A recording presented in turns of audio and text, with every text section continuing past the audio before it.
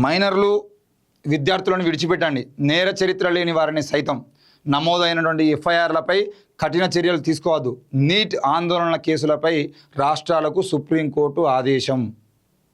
ఇక మాట్లాడారు మస్తు మంది, కొంతమంది అక్కలు అయితే పూనకాలు వచ్చినాయి, మొత్తం వేసేయాలి లోపల. వీళ్ళందరూ చైనా ఏజెంట్లు, వీళ్ళందరిని తీసుకుపోయి పాకిస్తాన్లో పడేయాలి.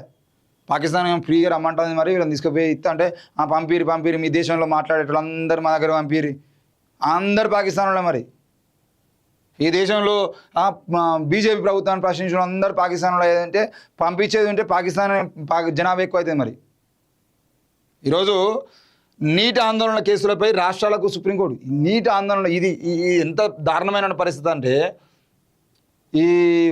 ఈ నీట్ ఆందోళనకు సంబంధించిన విషయంలో అక్కడ జరుగుతున్నటువంటి ఢిల్లీలో జరుగుతున్నటువంటి ఆ కార్యక్రమాన్ని చూద్దామని పోతే దాదాపు అన్ని రాష్ట్రాల నుండి ఉన్నారు అక్కడ ఇంటెలిజెన్స్ వాళ్ళు. నేను ఢిల్లీలో ఉన్నటువంటి వాళ్ళకు సంబంధించిన విషయంలో ఢిల్లీలో కేవలం ఢిల్లీ ఇంటెలిజెన్స్ వాళ్ళు లేదంటే సెంట్రల్ ఇంటెలిజెన్స్ వాళ్ళు ఉంటారు, వాళ్ళే రాష్ట్రాలకు సమాచారం పంపిస్తారు అనుకుంటే అది తప్పది.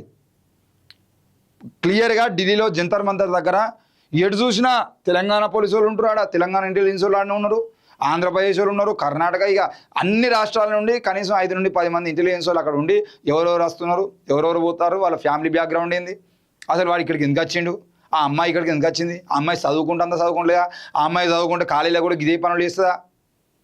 మొత్తం ఒక అమ్మాయి కనబడాలంటే స్కాన్ చేసి మొత్తం అదేదో సినిమాలుగా స్కాన్ చేసేది ఉంటే ఆమె డీటెయిల్స్ మొత్తం వచ్చినట్టుగా వీళ్ళు కూడా మొత్తం వస్తున్నటువంటి వ్యక్తులందరినీ ఫోటోలు తీసుకోవాలి, వీడియోలు తీసుకోవాలి. ఇటు మన తెలంగాణ సంబంధించినోడా, ఆంధ్రప్రదేశ్ సంబంధించినోడా, నిజంగా తెలుగు కూడా ఒకవేళ పుసుకుని అక్కడ తెలుగులో మాట్లాడినానంటే వాళ్ళే వచ్చి ఆ బాబు ఇక్కడ మీద అని చెప్పేసి పరిచయం చేసుకుని మాట్లాడేటువంటి పరిస్థితులు కనబడతాయి.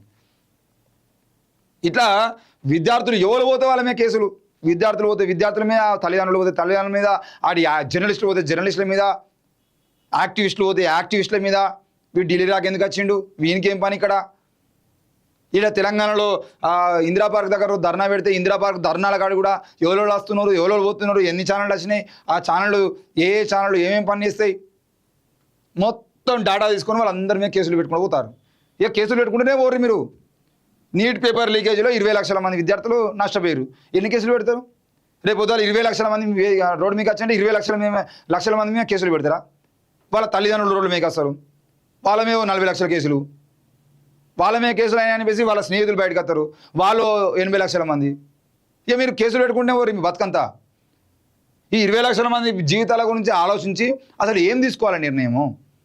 ధర్మేంద్ర ప్రధాన్ రాజీనామా చేయాలని చెప్పేసి అమెరికాలో పోరాడొచ్చి ఇక్కడ ధర్నా చేస్తున్నాడు, ఎందుకు మనకు సిగ్గుండాలి కదా అని చెప్పేసి మనమే రాజీనామా చేస్తే అమెరికా పోరాడు ఎందుకు వస్తాడు ఇడికి? ఆ పేపర్ లీకేజ్ సంబంధించినటువంటి కారకులను వెంటనే శిక్షించాలని చెప్పేసి విద్యాశాఖ నుండి ఓ లెటర్ విడుదల చేసి చర్యలకు మేము పూనుకుంటున్నామని చెప్పేసి చర్యలు తీసుకునేటువంటి ప్రయత్నం చేసేది ఉంటే ఈ ధర్నాలు ఎందుకు జరుగుతాయి? ఆ సుప్రీంకోర్టు మాజీ న్యాయమూర్తులైనా సుప్రీంకోర్టు న్యాయమూర్తులైనా నోరు దగ్గర పెట్టుకొని మాట్లాడేది ఉంటే ఎందుకు కాక్రోచులు పుడతాయి? ఇక మేమున్నాము, మేము ఏం చెప్తే గదే, మేము ఎట్లా మాట్లాడితే గట్నే. ఇక కొంతమంది అయితే కామెంట్లు పెడతా ఉన్నారు మా మీద, మేము చేసే వీడియోలు మేము పోస్టులు పెడతా ఉన్నారు. సుప్రీంకోర్టు న్యాయమూర్తులే ఈమె కామెంట్లు చేస్తారా? సుప్రీంకోర్టు న్యాయమూర్తులనే మీరు ప్రశ్నిస్తారా? అంటే వాళ్ళు మమ్మల్ని ఇట్లా పడితే అట్లా అనొచ్చు, మీరు దేశద్రోహులు అనొచ్చు. అంటే ఆ స్థాయిలో ఉన్నటువంటి వ్యక్తులు కూడా బీజేపీ ఏజెంట్ లాగా మాట్లాడితే తప్పు కాదు, కానీ వాళ్ళను సామాన్య ప్రజలు ప్రశ్నించేది అంటే, వాళ్ళను జర్నలిస్టులు ప్రశ్నించేది మాత్రం తప్పు. ఇంత అన్యాయంగా రోజు రోజుకు దిగజారి అన్ని శాఖలు దిగజారుతూనే ఉన్నాయి. ఇన్ని రోజులు రెవెన్యూ శాఖ వాళ్ళు దిగజారిరు, లేదంటే పోలీస్ శాఖ వాళ్ళు పూర్తిగా రాజకీయ నాయకులు చెప్పింది చేస్తున్నారు, ఇంకేదో శాఖ అని మాట్లాడుకుంటే ఇప్పుడు అది ఆఖరికి న్యాయశాఖ లాగా తీసుకుపోయారు. ఇక వాళ్ళ గురించి మళ్ళీ మాట్లాడితే దేశద్రోహం, వాళ్ళు మాట్లాడేది అంటే ఇంకో ద్రోహం. సుప్రీంకోర్టు చెప్పింది కదా, ఇప్పుడు కేసులు మొత్తం కొట్టేరి, మైనర్లు విద్యార్థులను విడిచిపెట్టాలి.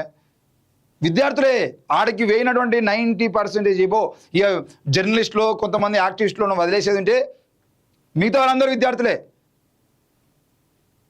సో ఈ విద్యార్థులను విడిచిపెట్టండి, మైనర్లను వాడి విడిచిపెట్టిన తర్వాత మీరు కేసులు ఎందుకు పెట్టిన? మరి మీకు తెలియదా విద్యార్థుల మీద కేసులు పెట్టినా సుప్రీంకోర్టు కొట్టేస్తా అని? వాళ్ళ న్యాయం కోసం పోరాడతారనే విషయం మీకు తెలియదా? ఏం వాళ్ళు అడిగినటువంటి డిమాండ్లు ఏంది? పేపర్ లీకేజీలు కావద్దు అని అడిగిరు. మేము పేపర్ లీకేజీలు చేస్తామని కేసులు పెడుతున్నారా మీరు? వాళ్ళు ఏం అడిగిర్రు, ఈ పేపర్ లీకేజ్ కారణమైన వ్యక్తిని సస్పెండ్ చేయండి, ధర్మేంద్ర ప్రధాన్ రాజీనామా చేయాలని అన్నాడు. అవసరం లేదు, ధర్మేంద్ర ప్రధాన్ రాజీనామా చేయడు, ఆయన విద్యాశాఖ మంత్రి ఉంటాడు, ఆయన పేపర్ లీకేజ్ చేస్తారని చెప్పేసి ప్రకటిస్తున్నారా మీరు? ఆ సంస్థలు ఏవైతే ఉన్నాయో వాటిని పూర్తి స్థాయిలో ప్రభుత్వ సంస్థలు ఉండాలి, వాటిలో కూడా ఏమైనా అవకతవకలు జరిగేది ఉంటే వెంటనే స్పందించినట్టు ఉండాలి, అవన్నీ ప్రభుత్వం దగ్గర నుండి చూసుకోవాలని అడుగుతున్నారు. మీరేమంటారు, అవసరం లేదు, మేము ప్రైవేట్ వ్యక్తులకు ఇస్తాం, వాళ్ళు ఇష్టం ఉన్నట్టు చేసుకుంటారని చెప్పేసి చెప్తారా? కేసులు పెట్టడానికి వాళ్ళ డిమాండ్లకు సంబంధించిన విషయంలో మీరు కేసులు పెట్టడానికి ఏమున్నది?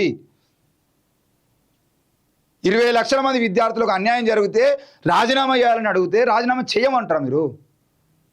దానికన్నా ముందు మాట్లాడారు స్క్రిప్ట్, ఇట్లా వాట్సాప్లో స్క్రిప్ట్ రాగానే అందరూ మొత్తం పాకిస్తాన్ ఏజెంట్లు అన్నారు, చైనా ఏజెంట్ అన్నారు, సోనం వాంగ్చుక్ను పట్టుకొని చైనా ఏజెంట్ అన్నారు.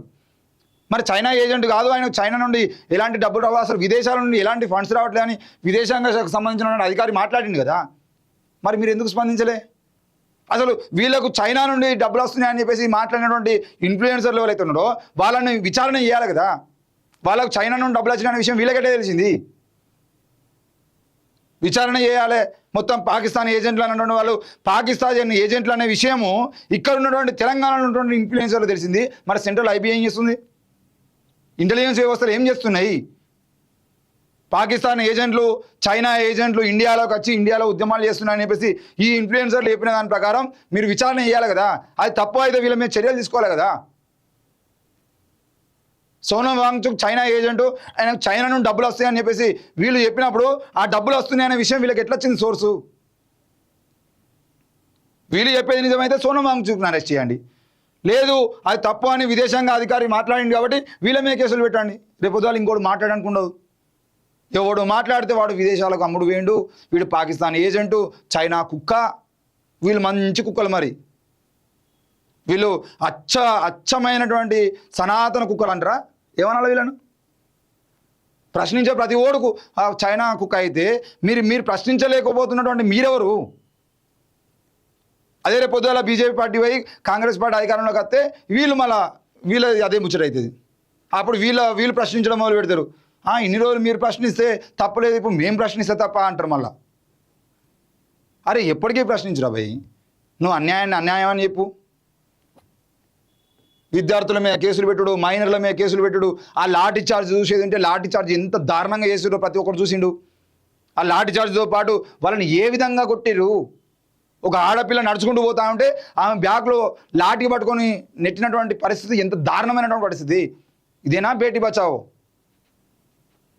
బేటీ బచావో, బేటీ పడావో, ఏం నినాదాలు ఎట్లుంటాయి, స్లోగన్స్ ఎట్లుంటాయి, స్పీచ్లు కొట్టురా బాబు అని అంటే టెలిప్రాంప్టర్ ముందు పెట్టుకొని మాట్లాడరా అంటే మస్తు మాట్లాడతారు ఒక్కొక్కరు.